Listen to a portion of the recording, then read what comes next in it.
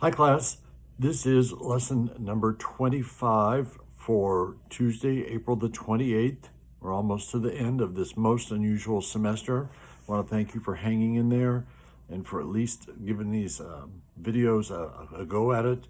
It didn't accomplish everything that I know you hope to accomplish this semester, but we've gotten a little bit done. So we're going to start on page 135. Make sure that you have your book with you. We're going to review these two chords. Remember, we talked about the C chord, the 1 chord, and the G7 chord, which is the 5-7 chord. And those are the two chords it takes to play measure page 135. Remember, the C chord is C, E, G, and the 5-7 chord is B, F, and G. So you move that 5th finger back and forth. These fingers stayed where they are.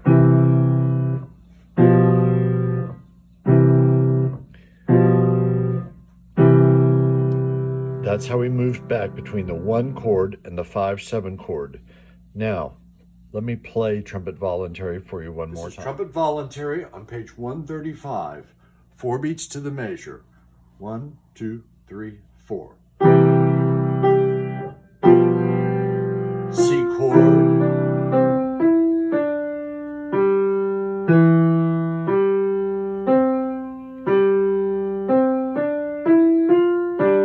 C chord, G7 chord, C chord.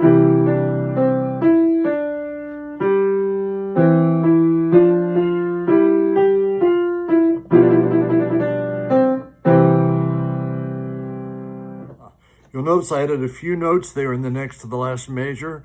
That's called a trill. And in the music of that period, which was called the Baroque period, about the same time that J.S. Bach and George Handel lived, a keyboard player would have just done that automatically. They never wrote it out. Anyway, so I just thought I'd put that fun stuff in there. All right, now we're going to go over to page 137.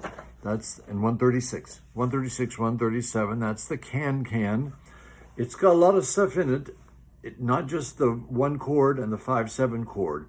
It's got, like in measure 3, where I substitute my finger, meaning I play the first G with my 5th finger and then the next note with my 4th finger, and that puts me into a new hand position.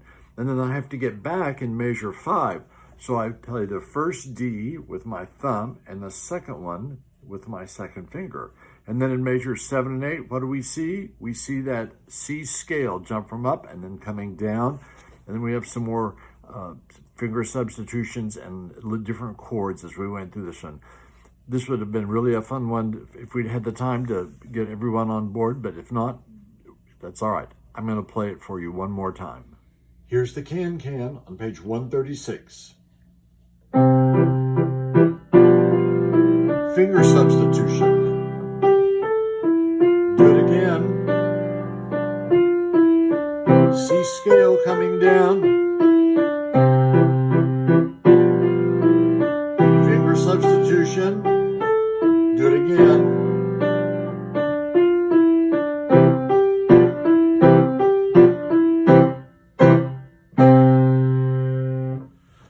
Give it a try. You might notice that in measures 15 and 16, there's a C chord, and then as written is that funny little suspended chord. I always change that to the G7 or the 5-7 chord in those two measures.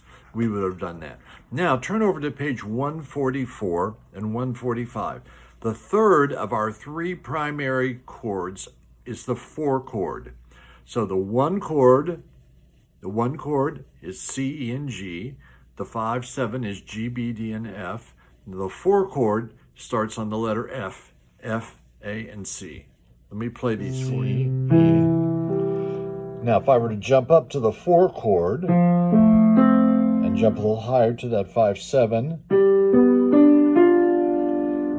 1, 4, 5-7. But for our 4 chord, we go back to our C chord. Now, if we move our thumb up 1 note, we have F, A, and C. Remember, that's an inversion. 1 chord, 4 chord, 1 chord, 5-7 chord, 1 chord.